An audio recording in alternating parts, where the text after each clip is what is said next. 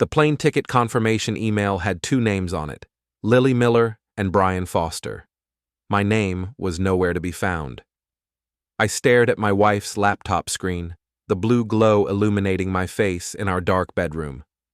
Lily was downstairs, probably texting Brian right now, planning their romantic getaway to her sister's wedding in Hawaii. The wedding I'd paid for us to attend. The trip I'd been uninvited from just 12 hours ago. Before we dive deeper into this story, I have one small request. Please subscribe, drop a like, comment, and hit that hype button to boost this channel so more people can discover these incredible Reddit stories. "Erin, honey, there's been a mix-up with your ticket," she'd said, not even looking up from her phone. "The resort says they're overbooked too. Maybe it's better if I just go alone. You hate my family anyway." I hate her family, because they treat me like I'm some blue-collar loser who got lucky landing their precious daughter. Which, to be fair, used to be true. But that was before I discovered what Lily really thought of me. My name is Erin Miller. I'm 34, an aerospace mechanic at Boeing, and apparently, I'm also the world's biggest fool. For 3 years, I've been married to a woman who thinks I'm too stupid to notice she's screwing her coworker, Brian Foster. Marketing consultant at Lily's firm, drives a cherry red Mustang like he's compensating for something, and has the kind of artificial charm that makes my skin crawl. I've met him at company parties. He always grips my hand too hard and calls me buddy while undressing my wife with his eyes. The bedroom door creaked. I minimized the email and pretended to be asleep as Lily slipped into bed, her phone still glowing in her hand. "Night, honey," she whispered, already typing another message. I lay there, listening to the soft tapping of her fingers on the screen. Tap, tap, tap. Each sound was another nail in the coffin of our marriage. But here's the thing about coffins. They work both ways. You can bury someone else just as easily as they can bury you. The next morning, I drove Lily to the airport. She kissed my cheek at the departure gate, her lips cold as Seattle rain. "I'll miss you," she lied. "Have fun in paradise," I replied, and I meant it. Because while she was playing house with Brian in Hawaii, I was going to disappear. Not forever, just long enough to become someone she wouldn't recognize when I came back. I watched her walk through security, her designer luggage rolling behind her. She didn't look back once. That's when I smiled for the first time in months. 3 hours after Lily's plane took off, I was a ghost. I withdrew every penny from our joint accounts, all $43,000 of it. Money I'd saved from overtime, from skipping lunches, from fixing neighbors' cars on weekends while Lily got her nails done. Then I walked into my supervisor's office and quit my job. "Erin, what the hell?" Dave Martinez, my work buddy and the closest thing I had to a best friend, cornered me in the parking lot. "You just torched 6 years with the company. For what?" "Personal reasons," I said, tossing my toolbox into my truck. "This is about Lily, isn't it? Man, whatever's going on, you can work it out. Don't do something stupid." Dave was a good guy, but he didn't understand. He'd been happily married to his high school sweetheart for 15 years. He still looked at his wife like she hung the moon. He couldn't comprehend what it felt like to discover your wife looked at you like you were something stuck to her shoe. "Take care of yourself, Dave," I said, and drove away. My phone buzzed constantly for the first 2 days. Lily, calling from Hawaii. Her parents, demanding to know where I was. Dave, worried I'd done something drastic. I let them all go to voicemail, then dropped the phone into Puget Sound from the Bainbridge Island ferry. Erin Miller, aerospace mechanic, devoted husband, reliable friend, that guy was gone. What emerged from his ashes was someone harder, smarter, and infinitely more dangerous. I rented a studio apartment in Tacoma under a 6-month lease, paid in cash. Then I started planning, not just revenge. That was too simple. I wanted complete and total destruction. I wanted Lily and Brian to lose everything that mattered to them, their jobs, their reputations, their social standing, their financial security. I wanted them to understand what it felt like to be discarded. But first, I needed to become someone with the power to make that happen. I spent my days at the library researching. I learned about corporate acquisitions, debt purchasing, social media manipulation, and reputation management. I studied my enemies like a general preparing for war. I mapped out their weaknesses, their pressure points, their vulnerabilities. Lily's Instagram was a goldmine. She'd been documenting her solo trip to Hawaii, but Brian appeared in the background of several photos. Worse, her friend Heather had been commenting with barely concealed hints about honeymoon vibes and cute couple goals. The evidence was all there, public and stupid. Brian was even dumber. His Facebook check-ins matched Lily's exactly. Same restaurants, same beaches, same hotel. He'd even posted a photo of champagne glasses with the caption, "Celebrating New Beginnings," while his wife Cynthia was home in Seattle with their 2 kids. By the time they returned from paradise, I had enough evidence to destroy them both. But evidence wasn't enough. I needed leverage. That's when I remembered my old supervisor, Margaret Chen, who'd left Boeing 2 years ago to start her own aerospace consulting firm. She'd always said I was wasted in the mechanic bay, that I had the brains for engineering if I'd just apply myself. Time to find out if she meant it. 1 year later, I walked back into Lily's life as a partner at Chen Aerospace Solutions. Margaret had been right. I did have the brains for it. Turns out, when you're not wasting energy on a failing marriage, you can accomplish amazing things.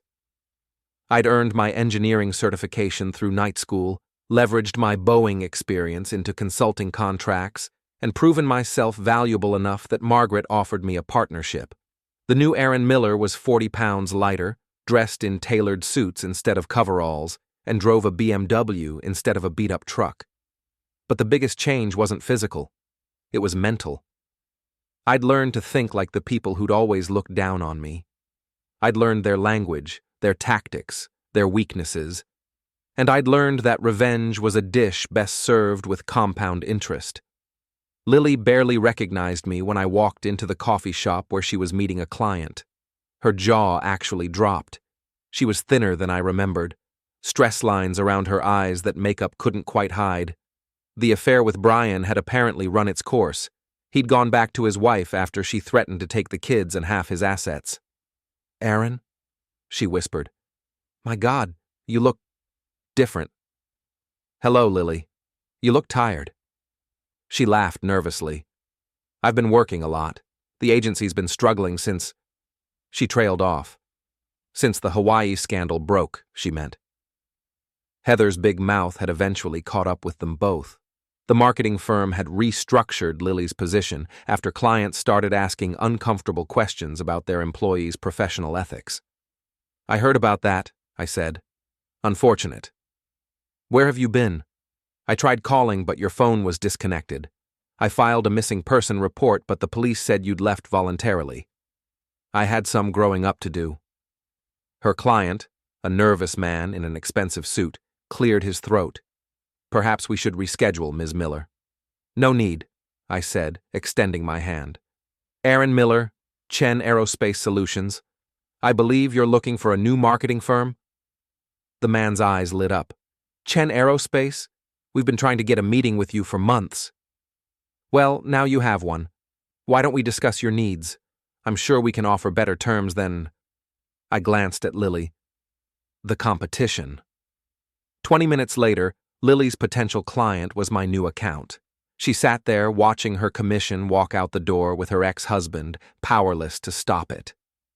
"That was cruel," she said when we were alone. "That was business. You should understand. You taught me that personal relationships don't matter when there's money involved." "Aaron, about Hawaii. I can explain." "No need. I saw the photos. Brian looked good in them. How's he doing, by the way?" Her face crumpled. "He went back to his wife, said it was a mistake, that he never meant for it to go so far." "Ah, so you lost your husband and your boyfriend in the same year. That's rough."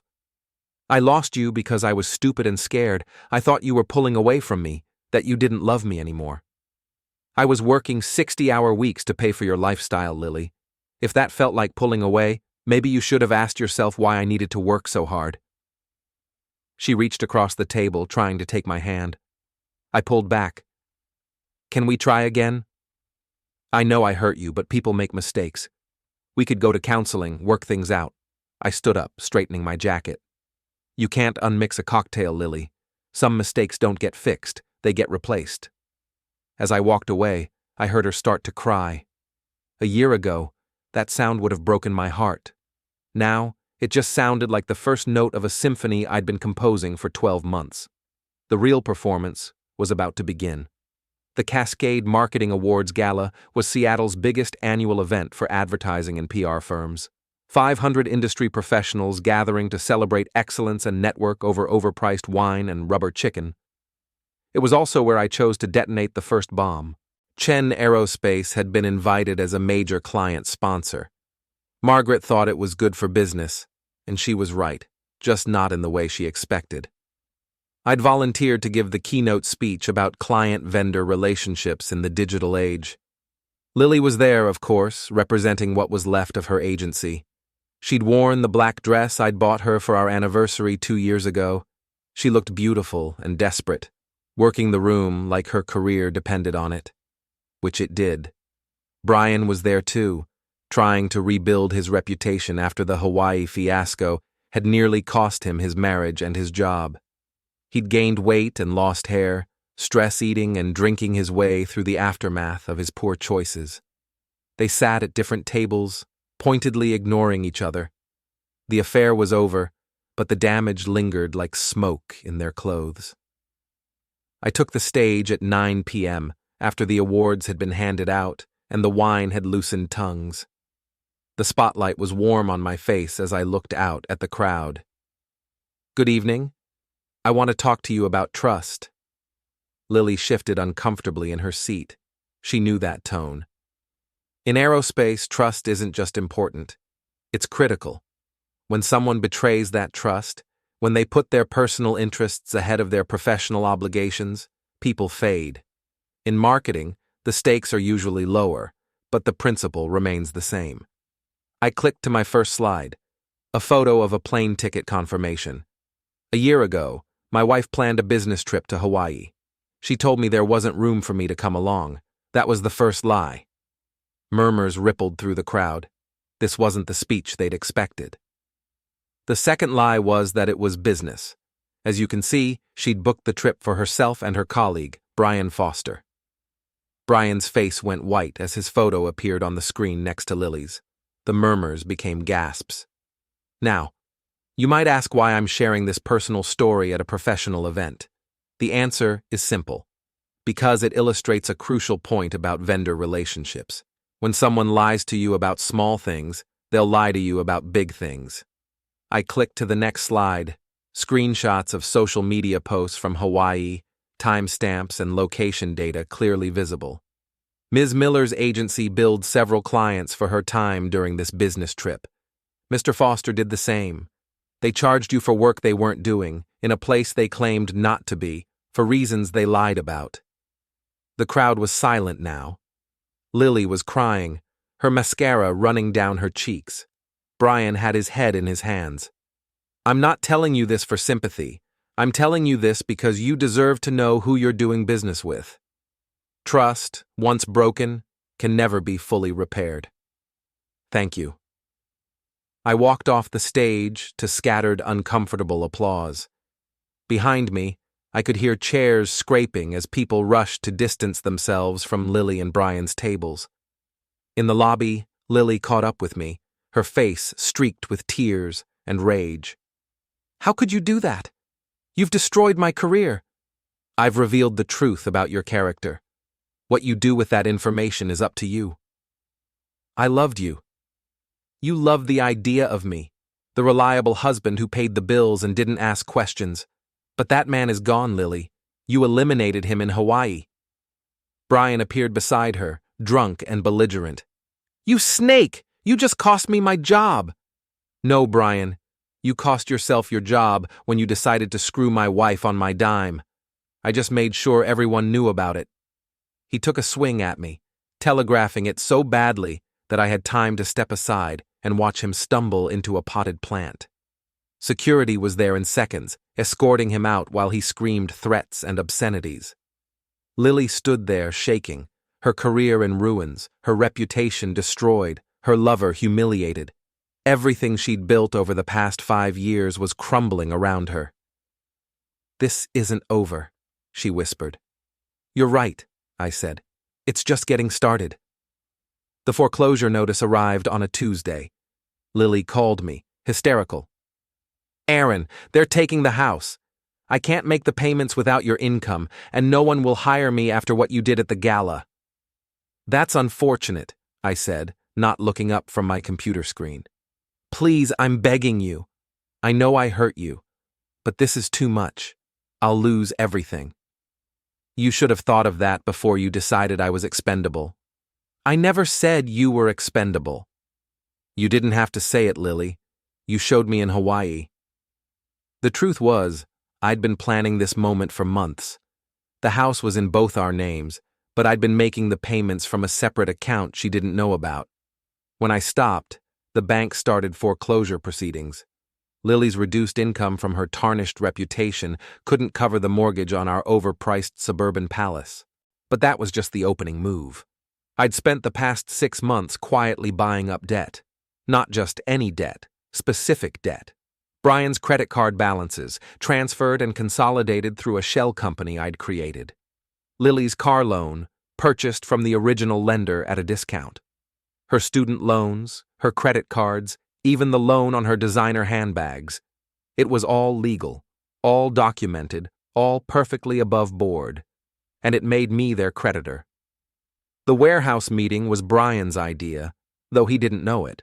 I'd had an intermediary contact him about a potential job opportunity with a discreet client who wanted to discuss reputation rehabilitation services.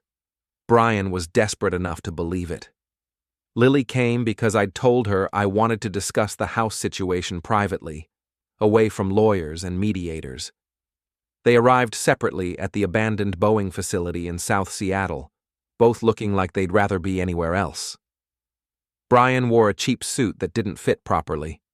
Lily had dark circles under her eyes and had lost more weight. "What is this place?" Lily asked, her voice echoing in the empty space. "This is where Boeing used to build aircraft components," I said, emerging from the shadows like something out of a noir film. Before they moved production overseas, before they decided American workers weren't worth the investment. Brian spun around, his face flushing red. "You! This is a setup!" "Relax, Brian. I'm not here to hurt you. I'm here to offer you both a choice." I gestured to 2 chairs I'd set up in the center of the warehouse. "Please sit. We have a lot to discuss." They remained standing, suspicious and scared. "Fine. We'll do this the hard way." I pulled out a tablet and began reading. "Brian Foster, you currently owe $47,000 in credit card debt, $12,000 in back taxes, and $8,000 on your car loan. Lily Miller, you owe $32,000 in student loans, $18,000 in credit cards, and you're 3 months behind on your mortgage." "How do you know that?" Lily whispered. "Because I own it. All of it. Every penny of your debt now belongs to me." The color drained from both their faces. "That's impossible," Brian stammered. "It's called debt purchasing. Perfectly legal. Banks sell bad debt to collection agencies all the time. I just happened to be very specific about which debts I wanted to buy." I showed them the documentation on my tablet. Purchase agreements, transfer papers, legal notifications, everything properly notarized and filed. "What do you want?" Lily asked.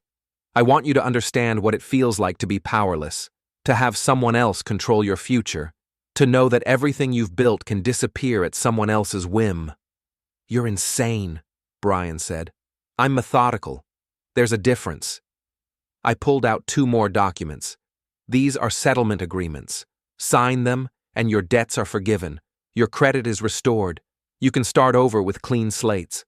They looked at each other, confused. This wasn't the revenge they'd expected. "What's the catch?" Lily asked. Read them. They did, their faces growing paler with each page. The agreements forgave their debts in exchange for detailed written confessions of their affair, their lies to clients, and their attempts to manipulate and deceive me.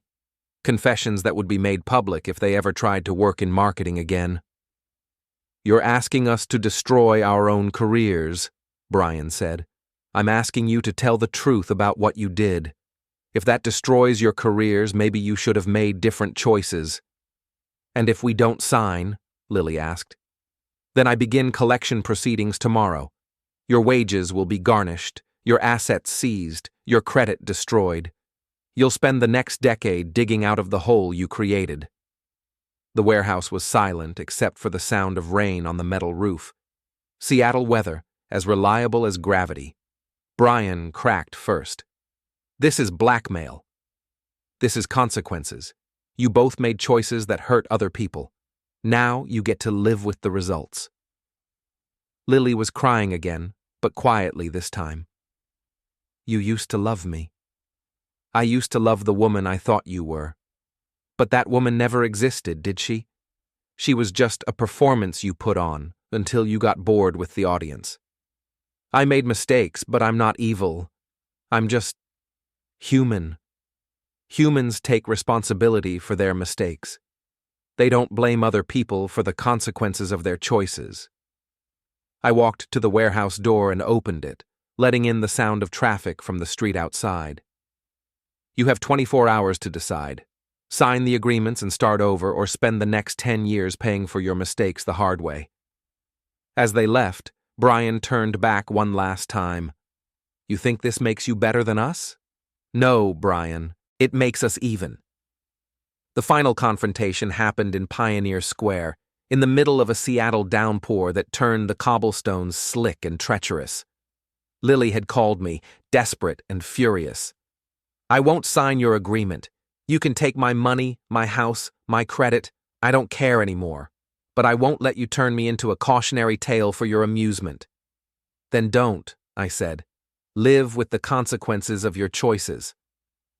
Meet me at Pioneer Square, right now. If you have something to say to me, say it to my face instead of hiding behind lawyers and debt collectors. I could have refused. I could have let the legal process play out from a safe distance. But there was something in her voice, a desperate fury that matched my own, that made me want to see this through to the bitter end. The square was nearly empty, tourists and locals alike driven indoors by the November storm. Lily stood under a streetlight, soaked to the skin, her hair plastered to her head. She looked like a drowned cat, all her artificial polish washed away by the rain. Brian was there too, lurking near the pergola like a coward. He'd brought backup, 2 men I didn't recognize, probably friends from his gym. They looked uncomfortable in the rain, shifting from foot to foot like they weren't sure why they were there. You came, Lily said when she saw me. You asked me to. I want to know why. Why all this elaborate revenge?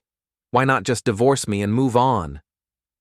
I stepped closer, close enough to see the mascara running down her cheeks like black tears.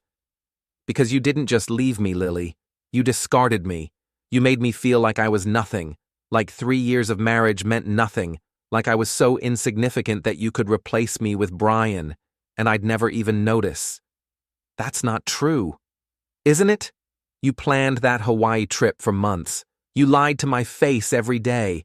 You made me feel crazy for suspecting what was right in front of me. You gaslit me, manipulated me, and threw me away like garbage. I was confused. I was scared. I thought our marriage was over anyway. Then you should have talked to me instead of screwing your coworker. The words echoed off the brick buildings around us. Brian stepped forward, his backup flanking him. Enough, he said. This ends now. Does it? What exactly are you going to do, Brian? Beat me up? That'll look great on your criminal record. I'm sure your wife will love explaining that to the kids. You destroyed my life. You destroyed your own life. I just made sure everyone could see the wreckage. He swung at me then, a wild haymaker that I saw coming from a mile away. I ducked, and his momentum carried him past me into a puddle. His friends moved to help him, but I held up my phone. "I'm live streaming this to my social media accounts," I lied. 30,000 followers watching right now. You really want to assault someone on camera?" They backed off. Brian struggled to his feet, soaked and humiliated. "You think you're so smart," Lily said. "You think you've won. But look at yourself, Aaron. Look what you've become. You're not the man I married." "You're right. I'm better. I'm stronger. I don't let people walk all over me anymore." "You're cruel. You're vindictive. You're everything you used to hate about my family." That hit closer to home than I wanted to admit, but I pushed the doubt away. "Your family never cared about me, Lily. They tolerated me because you seemed happy. But the moment things got difficult, they were ready to throw me away too. Just like you did." "They're not throwing you away now. My mother asks about you every week. My father said he was proud of what you've accomplished with your business. Too little, too late. It's never too late. We could still fix this." She reached for me again, and this time I let her take my hand. Her fingers were cold and shaking. "I still love you," she whispered. "I know I don't deserve it, but I still love you. We could start over. We could go to counseling, work through this. I'll do anything." For a moment, standing there in the rain with my wife's hand in mine, I almost believed it was possible. Almost believed we could go back to being the people we used to be. Then I remembered the plane ticket confirmation. The lies. The months of gaslighting. The way she'd looked at me like I was stupid for trusting her. "No," I said, pulling my hand away. "Some things can't be fixed. Some betrayals can't be forgiven. Please.